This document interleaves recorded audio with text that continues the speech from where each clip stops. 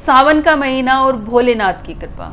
इस महीने में कुछ तो खास है जो सबके मन में एक उम्मीद जगा देता है कि अगर हम कुछ भी इस महीने में भगवान भोलेनाथ से मांगेंगे तो वो हमें अवश्य देंगे। पर क्या कभी आपने सोचा है ऐसा क्या कनेक्शन है भगवान शिव और सावन के महीने में? कुछ तो खास है जो हर कोई इतने दिल से इस महीने में भगवान शिव की पूजा करता है। तो चलिए जानते हैं इसके पीछे का कारण। माना जाता है कि इसके पीछे 3 मुख्य कारण है। सबसे पहला है कि जब माता सती अपने पिता के अग्निकुंड में जलकर भस्म हो जाती हैं और जब वो अगले जन्म में माँ पार्वती का रूप लेती हैं तो वो प्रण लेती हैं कि वो शिव से विवाह करेंगी। इसी प्रण के चलते हुए वो एक माह ऐसा आता है जब वो पूरे माह इतनी कठिन तपस्या करती हैं और पूरे महीने लगातार तपस्या करती रहती हैं, जिससे कि भगवान शिव खुश हो जाते हैं और उनके साथ विवाह कर लेते हैं। ये महीना वही पावन महीना सावन का महीना होता है। इसीलिए माना जाता है कि इस महीने में जो भी भगवान शिव से कुछ भी मांगता है वो उसकी सारी मनोकामनाएं पूर्ण करते हैं, क्योंकि इसी महीने में भगवान शिव का मिलन पार्वती से हुआ था।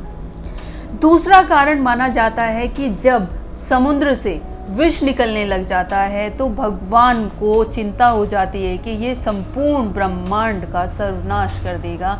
तब भगवान शिव आते हैं आगे और वो सारा का सारा विष पी जाते हैं, जिसके बाद उनका नाम नीलकंठ भी पड़ जाता है।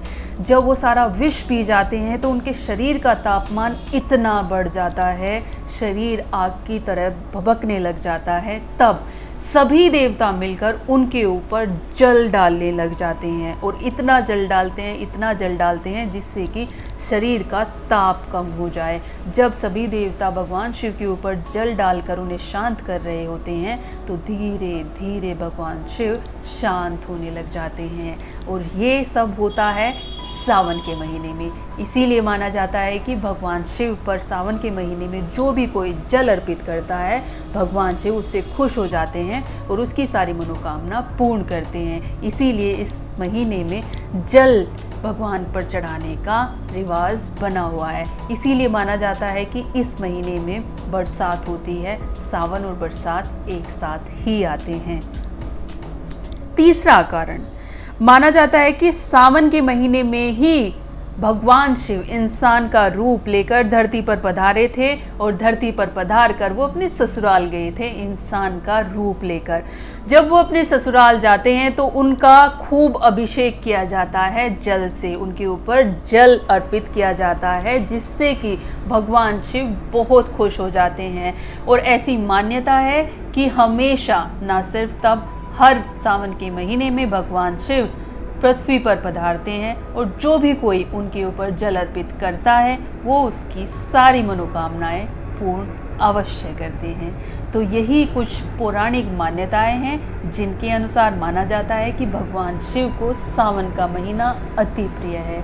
इस महीने में आप भी अपने मन में जो भी मनोकामनाएं रखते हैं भगवान के मंदिर जाइए, वहाँ पर उनके ऊपर जल से अभिषेक कीजिए और अपनी जो भी इच्छा है भगवान भोलेनाथ के सामने बोल दीजिए। वो आपकी सभी इच्छाओं को अवश्य पूर्ण करेंगे। ओम नमः शिवाय। जय भोलेनाथ।